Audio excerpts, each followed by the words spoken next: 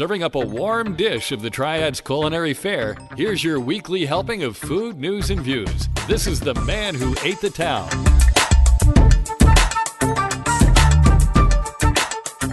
Well, hey, folks, and welcome to episode 67 of The Man Who Ate the Town podcast. This is for the week of March 20th through the 26th, 2018. My name's Tim Beeman. And I'm Kelly Bone. And we're opening the recipe box. We're recording this episode of The Man Who Ate the Town at Test Pattern Studios. Test Pattern is located at 701 North Trey Street in the Historic Arts District of downtown Winston-Salem. Check out their Facebook page for their events calendar, which right now will probably look barren, but they are, in the middle of changing some things. So just at Test Pattern Bar on Facebook, check and see what they've got going on. I have very little to talk about food-wise today. I know that I'd mentioned before In-Town Donuts is open. I did try a donut from them this past Friday at a networking event. It was really good, but until I visit them or we visit them, I don't know. I don't want to really talk about them because I just had a donut. Yeah. So, I mean, a donut could be great. A donut could have sucked, but I want to experience the donuts. Yeah. I also think this week is slow because of St. Patty's. Forgive me if I'm a little hoarse, but y'all were wild this year. Holy Jesus. If anybody hasn't followed my Instagram or whatnot, I was at good old Finnigan's wake, slinging them beers and Irish car bombs, and it was really funny because I took a picture of the crew. It was me, Ryan, and Maddie in the picture. And I was like, place your own caption here. And Josh Ling, who works at Camino and everything, I've worked with him for years. I worked with him at Whole Foods. He wrote in the bottom, after 3 showers, I still smell like an Irish car bomb. So, just so you guys know, that's the scent we take home with us. But my body's a little beat and I'm a little hoarse, but it was really, really Your fun. back hurt and stuff like that. Yeah, it's just because there's a lot of heavy shit to lift and get out, of that tent. And of course, like in the middle of it, I just look over and I'm like, oh shit, when did it start raining? Like, what? I was like, well, at least I'm in the tent. So it was nuts. And I saw from pretty much all the bartenders that basically, it was funny. One of them was like, y'all all complaining about your hangover, and I'm just complaining about my body hurting from all the bartending. It was just like, y'all were crazy. So I hope everybody had a good, safe St. Patty's, and I think that's why this week is so mellow, because everybody's just trying to recover. And that's including, like, establishments, not only the people drinking, but, like, establishments recovering and whatnot. I think Finnigan's is reopened today. Yeah. They shut down for, like, 2. Yeah, that's every year they shut down the Sunday and Monday. Yeah, you have to catch up. They have to recover. They have to clean. Yeah. Well, they said last year, after they did it, during the deep clean, no joke, they found many hiding places for people vomits, for people where people vomited, like that they didn't even expect, like really like weird crevices and whatnot. So, I went to Finnigan's at 9:30 Saturday morning. Mm-hmm. So you did I did the breakfast and took a picture of the breakfast, and it was really good, really delicious. As I tell Opie every time now that they have Gabe in the kitchen, even the nights he's not working, it's better quality 100%, stuff. 100%, dude. 300% better. It's always good. And they only had like 10 or 12 minute ticket times. Good. Which is crazy to me because they got their dicks kicked in the entire day. The entire day. I know a lot of them got there at like 5 in the morning and they were just hammering that shit out. Like, it's crazy, man. If you guys haven't ever been and seen stuff sober, if that makes any sense, to see the machine run is incredible. Like, we had random people just like on little headsets and whatnot, just making sure everybody was okay. And if you pay attention and appreciate how to make an event that massive run. I don't know. I'm a nerd, and I really like that because it has to be a working machine. If you don't have the right parts, everything could go to shit and fail 100%. And that is a very easy thing to do with how big that event is if you don't have people that know what they're doing and they've played this game before and they know what they're doing. Yeah, they're 11, 12 years into it now. Yeah. Or 11. 11 years into it now. But no, I went early that morning because I do not enjoy amateur drinkers. I do not like. I've had my fill of amateur drinkers. When we ran out of Bud Light, y'all should have seen the faces. It was amazing. What do I do? What do I do? What am I supposed to drink now? What do I drink now? I'm like, there are 6 drafts behind me. Be a man and drink some real shit. Yeah. Not Bud Light. Yeah. You need some hair on your chest. Yeah, son. right? But so we went there early, had no problem, got in, got seated, went through the buffet line,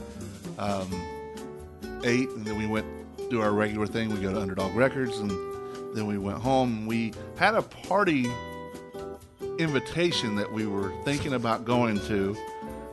It was someone's private party, and I didn't really want to go. Yeah. Because we have our standard thing on Saturday nights. Yeah. And, well, I'm like, well, we can go to this early. And so I contacted the girl who invited me. And she says, I'm homesick, so I'm not going. I said, well, that makes my decision easy. So we went to Willow's. I'm not going. Yeah, we went to Willow's instead. And I had to contact, quote, unquote, our lesbians for that. They say they're token heteros, so I have to give the clarification for that. I'm not being derogatory. This is what we call each other. You'll know when Tim's being derogatory. Yeah. They actually say they're token heteros, and so we call them our lesbians. So I let them know that yes, we were going to be there, and we sat, and we were supposed to go to their house afterwards. And they were day drinking from 2:00 on. Oh God. And still drinking at Willow's, and they said, "Okay, well," and we had ordered food. You know how we do at Willow's. Yeah. We take our time. We enjoy a drink or 3, and let things happen how they happen. I said, "Well, we haven't ordered yet." So they said, "Well, we're going to go on. Just when you get done, text us, and we'll give you the address and all that stuff." Okay, cool. It wasn't 25, 30 minutes later, I texted, or I messengered, on Facebook. Radio silence. I messaged again. I didn't have the phone number, so I called them using Messenger. Yeah. Rang and rang and rang and rang and rang. 3 times I called. Finally, I said, we're just going to go home. This was at 9:30. Mm-hmm. So we're just going to go home. Just let us know if you're okay. Yeah. Nothing.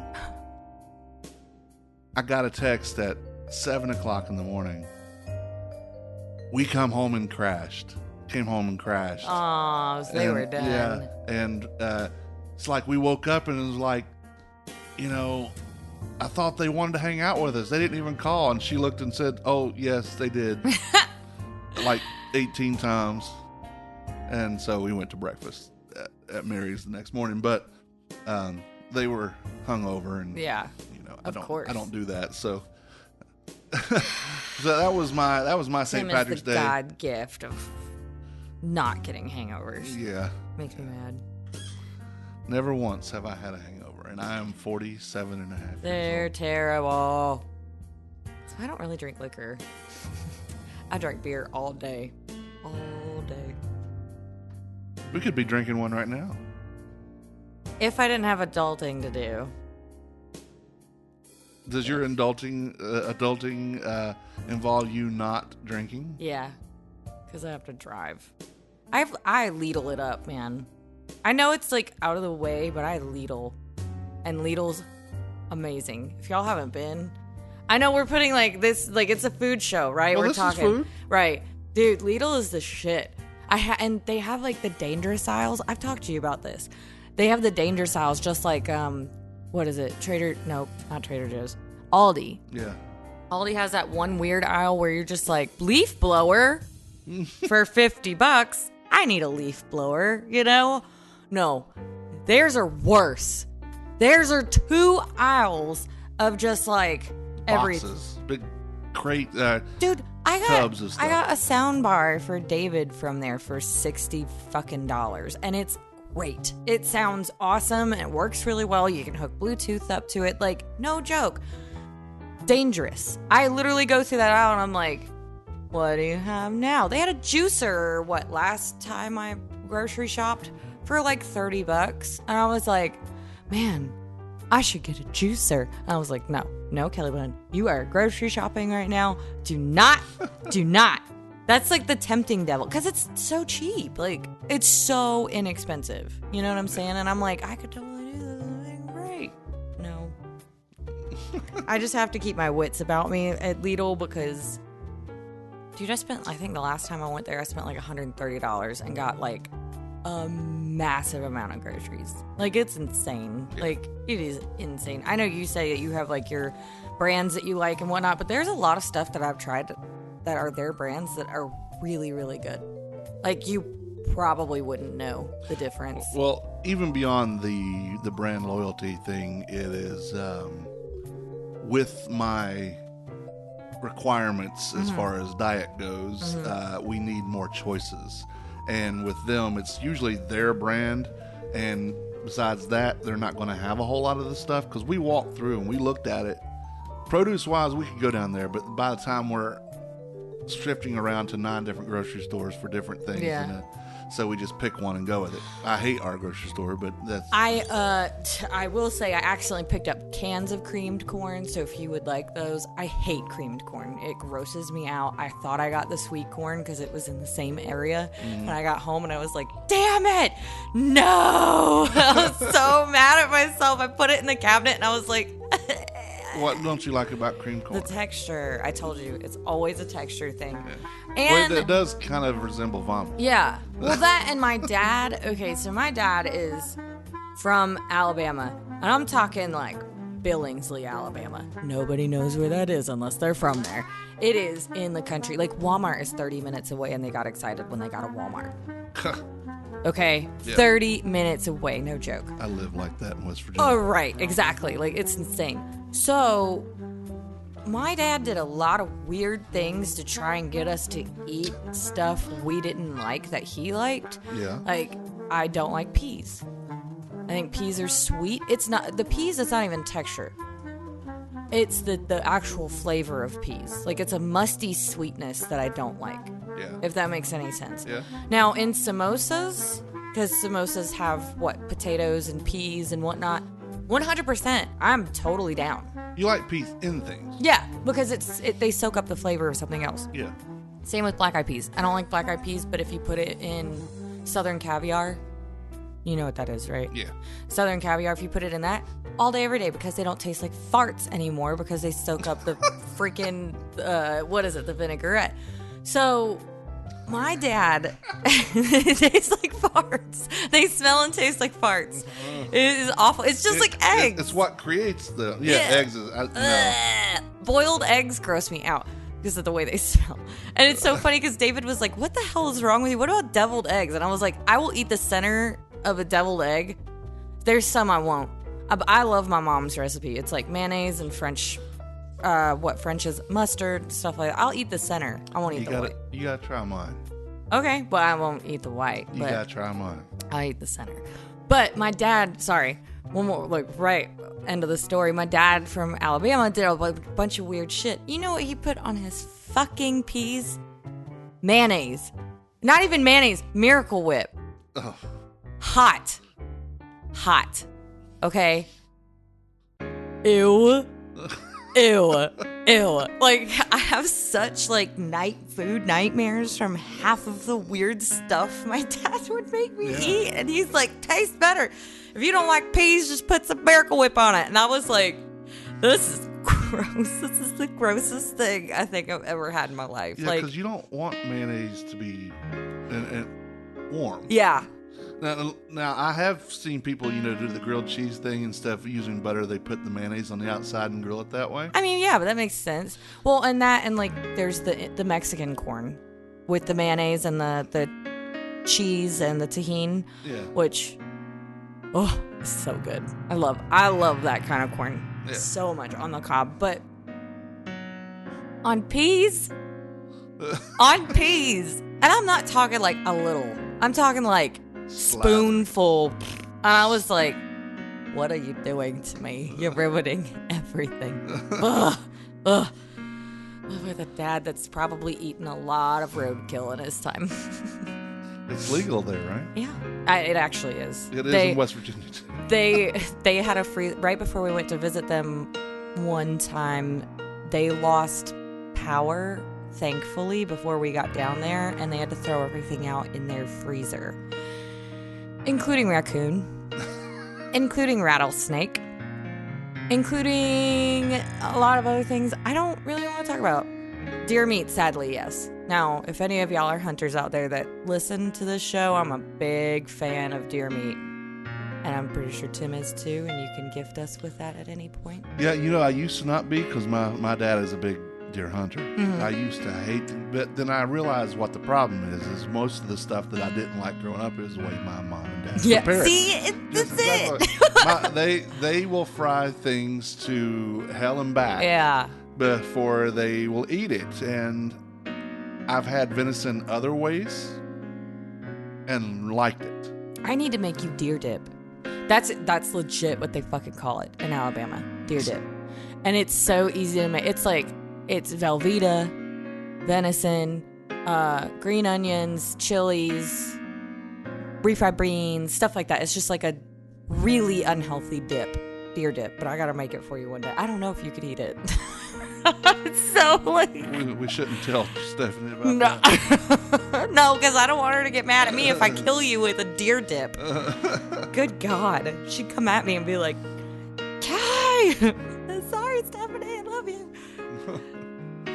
Well, another thing that's happened we do know of is Joymongers opened their casking hall. Is that what it's called? It's a barrel hall. Barrel hall. Yeah, I don't understand. And tap room. I'm to look at something online, and that never works. So, Mike Rollinson, who has been on the Les Desirables before, he used to be with Natty Greens. Yeah. Is one of the co-owners of the Joymongers Beer Company in Greensboro and head brewer of that. Tap room has 17 taps inside. That's a lot. Yeah. A concrete floor and several communal tables. I hope they have more board games than what they're showing in this picture. It says customers can play board games at communal tables, and there's 6 board games shown here. Oh. Trouble, Yahtzee, Goosebumps, Sorry, and I can't tell what the other They need to go to Ed McKay's. Well, Toys R Us is going out of business. Oh, that's true. Guys, I'm so sad about that. It's an end of an era. It is. But video killed the radio song. They should make a new song about the internet killing Toys R Us. The toy store industry. Except that's massive. Yeah. I don't know. There's a lot of people that are excited because of all the sales that they're gonna have, but I'm really sad. One-time sales. Exactly. Get it out. But yeah, they opened down West End Boulevard, across from the tap, right behind the Colony Urban Farm Store. Now, be prepared. There's not going to be a whole lot of places to park unless you park in Alex's Cafe's restaurant's parking lot. Y'all need to walk. It's in walking distance. Yeah, but it's not necessarily the most fun neighborhood to walk. It's not that bad. If you're coming from downtown down there, it's not that bad. If you're coming from the other way, then yes, it is. If you're coming downtown through Brookstown Avenue, that's not bad. Yeah. If you're coming downtown through that big curve around Broad Street, That's not as much fun. That's a little shady. Well, but then the drunk cart can take you down there. Yeah. The drunk cart goes down there. Yeah. Camel City. Yeah, I always call it the drunk cart. Yeah. I always do. But, so yeah, go try that out. If you want to. So enthusiastic. Walk it or drive or walk or ride the drunk cart or do whatever. Just go down there. Yeah. Check it out. All right, so I'm going to talk about something here that has been near and dear to my heart. My wife, as we know, did work at Krispy Kreme. She does not work at Krispy Kreme now.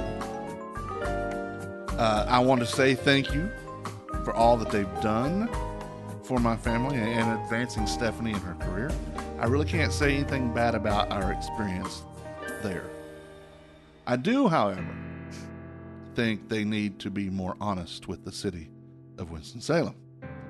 They say they're only establishing a presence in Charlotte, not moving the headquarters. That's what they've told the mayor. That's what they've told the papers. That's what they've told everybody other than the people inside the place. You're moving your branding team to Charlotte. What does that sound like? Sounds like you're moving to Charlotte. You're stringing folks along in the marketing team that they'll believe they'll have a chance to, quote unquote, keep their job at the same salary with no cost of living increase. You know? And Charlotte's like way more expensive than Winston. But you know, you're just what I believe what they're going to do anyway is just replace them all with Charlotte people to begin with. I think they kind of count on them not going. So what does that sound like if you're doing that? It sounds like you're moving. Your CEO buys $1 million plus home in Lake Norman, where a lot of Charlotte-based CEOs and executives live. And the entire executive level of the company is relocating to the reestablishing themselves in Charlotte. What does that sound like? When you move your entire executive roster, that is the headquarters. The headquarters is the whole head in headquarters is the executives. You're moving them to Charlotte. You're moving the headquarters to Charlotte. You're leaving a skeleton crew here. You're going to hold down the IT department, which you'd think they need to be where the action is. The HR department, you would think that they need to be where the action is. What's going to be left here? Nothing. Just a shell. Yeah. But if you're going to do it, if you're going to move, that's fine. Do it. Yeah. Move. But stop lying about it. Be honest with the city and stop stringing them along. A city that has supported this company for a long 80 years. time. Exactly. 80 years. Like, yeah. Don't string a city that's had such big support and a big part of your success. You know? Yeah. That really messes with people. Now, I can't corroborate these rumors. This is all it is. This is my take. I have heard tales, rumors, nothing more, nothing less, that the CEO and others in the executive thing, who are none of them from here, have said to others that they hate Winston-Salem and they can't wait to move out of here. Again, if you're going to move, that's fine. Move. Stop lying about it and why. My take is it's going to be just like F. Ross Johnson in the 80s when he moved RJR to Atlanta. The company all but collapsed and was eventually swallowed up by what's left, or the company, what's left of the company is a shell of what it used to be here. And they left a building that until just recently was completely abandoned, and it was a treasure of a building. They sold it eventually, but they basically gave it away. I mean, it was sold for next to nothing. Yeah. Compared to what it is. Luckily, we have the Kempton Cardinal, the residences at the RJR building, and the Catherine Brasserie restaurant and bar, which I love. Mm-hmm. But that was still a disaster getting there. And I also think that JAB, which is the Luxembourg-based company that purchased Krispy Kreme a couple of years ago, is trying to phase Krispy Kreme out. I can't say for sure that's what's happening. It's the donut industry with these big corporations. Well, yeah, I mean, it's no secret that they want Dunkin' Donuts, which is no longer Dunkin' Donuts. Yeah, right. And it's Dunkin'. If you take a look at, and here you go, it's the largest donut chain in the world, and they have some of the highest selling donut shop coffee. Yeah. Krispy Kreme's coffee is atrocious. Downright sucks.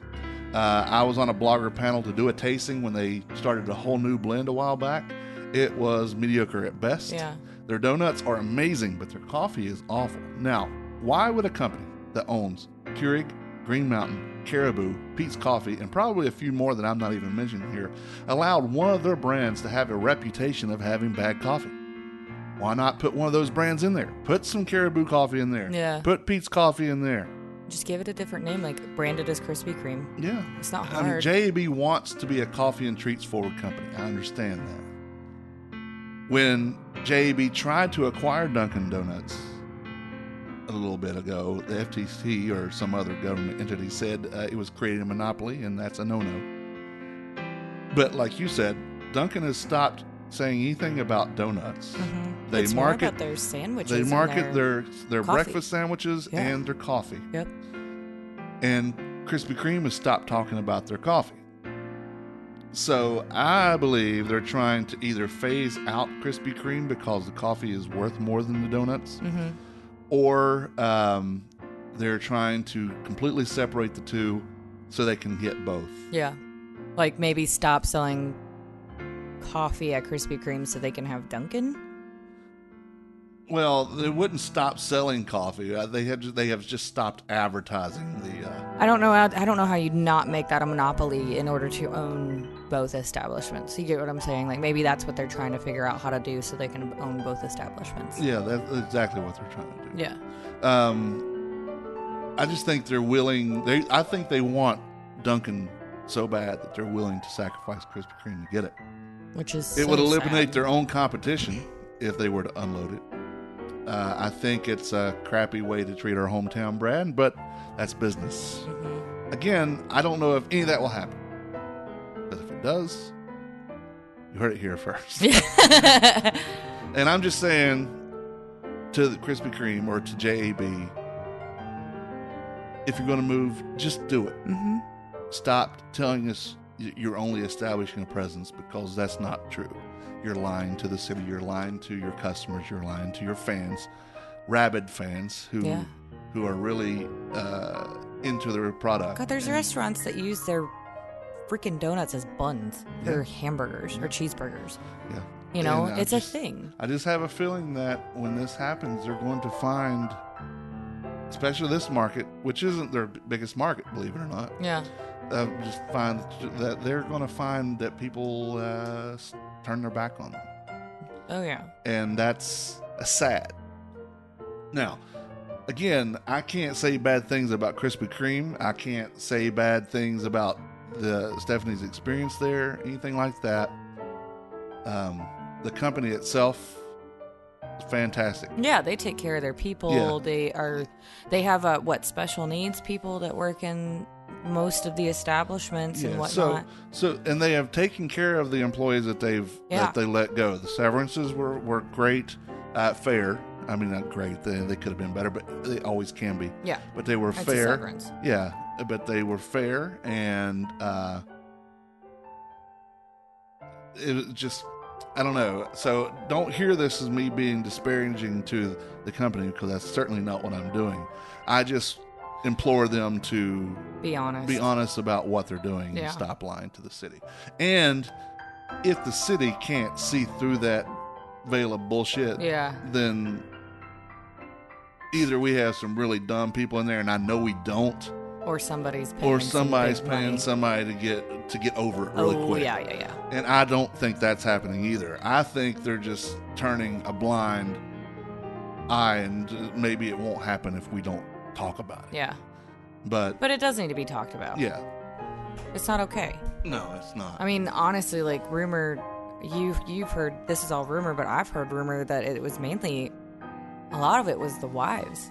They didn't like Winston because they said there was nothing to do, and blah, blah, blah. There's no social anything downtown. There's nothing like that. And I'm like, you're not looking in the right spot. Exactly. Like, there's plenty to do downtown Winston. And Winston's growing up. I'm sorry that it's taking a little bit longer than what Charlotte has done, but Charlotte's huge. Oh, I mean, look, go do what you want in Charlotte. Like we said, just be honest. Yeah. Stop lying to us. Yeah. Well, that's my 2 cents on that. Food holidays for this week. The 20th of March is National Ag Day or Agricultural Day. It's also National Bach Beer Day and National Ravioli Day. I love homemade ravioli. I want to make some, but I want to too. I want to do soup dumplings the like most, but those are so fucking hard. That's like time consuming as shit. But raviolis would be a little easier. Still a pain in the butt, but The 21st of March is National Bread Day and California Strawberry Day. Not Florida Strawberry Days, not North Carolina Strawberry Day, but California Strawberry Day. Do they even have any strawberries now? No. I mean, they were on fire for like how long? Are they still on fire? I don't know. The berries are on fire. Are they still on fire? Or no, it was what? They were on fire, then they were underwater because of all the mudslides from all the rain that they got, and then they were on fire again. Yeah. Yeah. Okay. I don't know what's going on. They're all smoking pot. Yeah. The 22nd is National Bavarian Crepes Day. Again, not French crepes, but Is there Bavarian a difference? crepes. I guess there's a difference. The 23rd is National Chip and Dip Day. I love chips and dip. Me too. That was my lunch today. And it's also National Melba Toast Day. On the 23rd, in 1923, in Scotland, Cutty Sark whiskey was created by Berry Brothers and Rudd Wine and Spirit Merchants. So this week will be my math sucks. Oh God, It'll be all 90 some. Yeah. I wish y'all could see the face, the math face, because he gets it just like I do, and you're like, no, nothing is computing. Yeah. I think it's 95. Maybe it's 95. Let's go with that. Okay, that sounds like a good number. Yeah. 1923, yeah, whatever. Let's go with 95. We can even say 60. I don't care. Right? It's going to be the day. It's been around for a long time. The schmalcohol's been around for a long time. That's right. And also on the 23rd in 1965, IHOP, or the International House of Pancakes, was registered. Huh. So I'm surprised IHOP is still in business. they are always ridiculously busy. It's just always ridiculously bad. Yeah. Yeah. But it's there. It's not cheap, but it's there. Shit, I'll go Waffle House before I go to IHOP. Yeah, I'm with you. I'm not allowed to go there either, so I just can't stand the thought of you eating a cheeseburger with the grease just running off of it, she says. I always get hash browns. And now they have hash brown bowls. Really? Oh, it's a game changer, dude. It's a fucking bowl with hash browns in it. So good. Sorry, guys. The 24th of March is National Chocolate Covered Raisins Day. I love chocolate covered raisins. 25th is Lobster Newburgh Day. 26th is National Nougat Day and National Spinach Day. Those are two very strange things to be on the same day. This is true. So that's your food holidays for this week. Thanks to James Ealer for compiling the holidays in history for us. All right. I don't know if the listeners heard that, but people are yelling stuff out in the street. We hear that. I hear that all day. The Man Who Ate the Town podcast is part of the Less Desirables Podcast Network. Along with this podcast, you can listen to the Less Desirables, the Beer Dads, Fan Interference, and Sipping and See the Art of Drinking. I will say Beer Dads came back starting yesterday. Yay. So that's good. Sipping NC, Still working on that one, but we'll be back soon, or we'll just be gone. Yeah. You can find all these podcasts and their latest episodes on the network website in directory tldpodnetwork.com. If you have Amazon Echo or Echo Dot, you can enable the AnyPod skill and ask Alexa to have AnyPod play The Man Who Ate the Town podcast, or any of the other shows. They're all on there. We'd greatly appreciate if you visit our sponsors. Let's start with Washington Perk and Provision Company, located 301 West 4th Street in downtown Winston-Salem. On the web, it is facebook.com/Washington Perk. On Twitter, it's Washington_Perk. And on Instagram, it's Washington Perk _WSNC.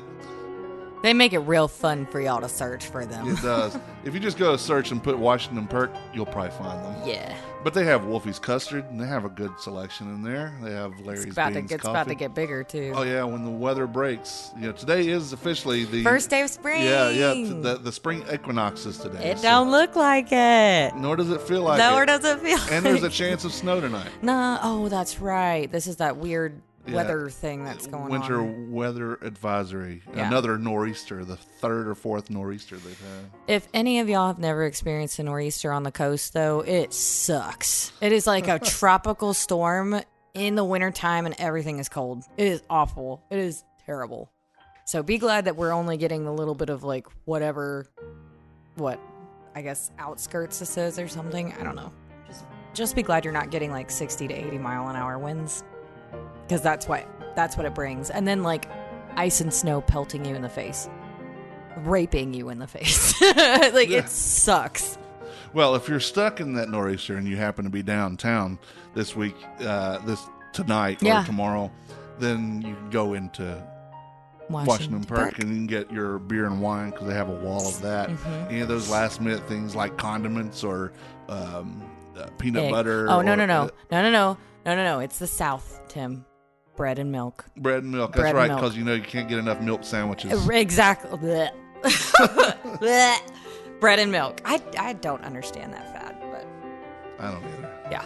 I have never gone to the store to get bread and milk and people specifically for freak out. I know. And that's what's gone first is bread and milk. I'm like, I'm going to the beer. I'm going to go to the beer first. That's where I'm going to go. The beer. I don't get people. Anyway, you can get all that stuff at Washington Perk. It's better than a convenience store, not quite a grocery store. They are, again, 301 West 4th Street in downtown Winston-Salem. The Humblebee Shop is located at 1003 Brookstown Avenue in the west end of downtown. Visit for cookies, cakes, pies, and other dessert goodies made just for you.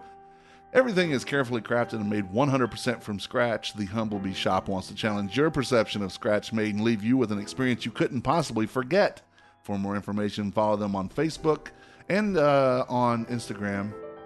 And visit thehumblebeeshop.co. And shop is SHOPPE.co. So, Brittany is doing the Lord's work over there. Yeah. If there is such a Did you see the person. macaroon that she was talking about? It was like cracked pepper and bourbon. Yeah. I was like... Yeah, but she needed bourbon. So Houston said, "What kind do you need?" Yeah, right. Well, Makers, and he loved it. So I guess she got some Makers. Yeah, that's awesome.